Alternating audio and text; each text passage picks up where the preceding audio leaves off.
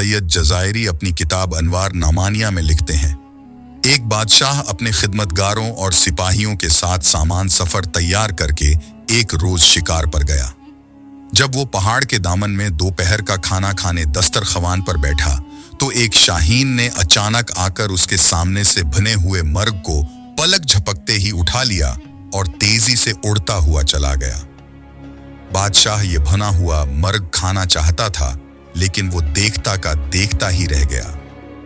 इसने फौरन ही अपने सिपाहियों को हुक्म दिया कि घोड़ों पर सवार होकर शाहीन का पीछा करें और मर्ग वापस लेकर आएं। फौरन लश्कर रवाना हो गया, यहाँ तक कि शाहीन का ताक़ुब करता हुआ पहाड़ के दामन में जा पहुंचा।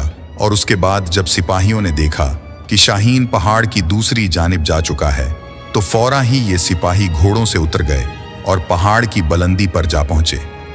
पहाड़ की दूसरी जानिब पहुंचने के बाद उन्होंने बड़ा अजीब और गरीब मंजर देखा। उनके सामने एक शख्स था जिसके हाथ और पांव बांधे थे और वो जमीन पर पड़ा हुआ था।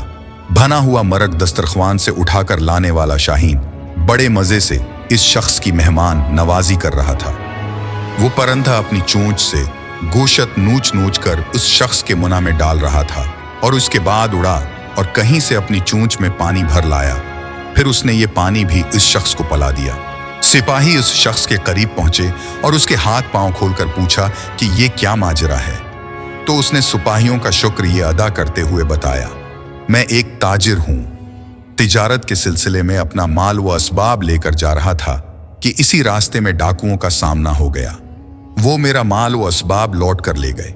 वो चाहते थे कि मुझे कत्ल कर दें, लेकिन मैंने उनसे उल्तजा कि वो मुझे जान से न मारें। वो कहने लगे, हमें इस बात का डर है कि तुम किसी तरह आबादी तक पहुंच जाओगे। और उसके बाद इन लोगों ने मुझे और मेरे खच्चर को बांध दिया और चले गए। फिर दूसरे दिन ये परिंदा मेरे लिए कहीं से रोटी लेकर आया। वार आज ये भुना हुआ मर्ग ले आया है। रोजाना 2 मर्तबा ये परिंदा मेरी मेहमान नवाजी करता है। लिखा है कि बादशाह को जब इस बात का इल्म हुआ तो उसकी जिंदगी में इनकलाब आ गया। वो कहने लगा, अफसोस है हम पर कि हम ऐसे खुदा की खुदाई से गाफिल रहें जो इस अंदाज से अपने बंदों को रिज्क फराहम करता है और अपना निज़ाम चलाता है। ये कहकर बादशाह ने अपनी हुकूमत से कुनारा कशी अख्तियार करनी और अपने ज़माने का आबिद व ज़ाहिद शख्स बन गया।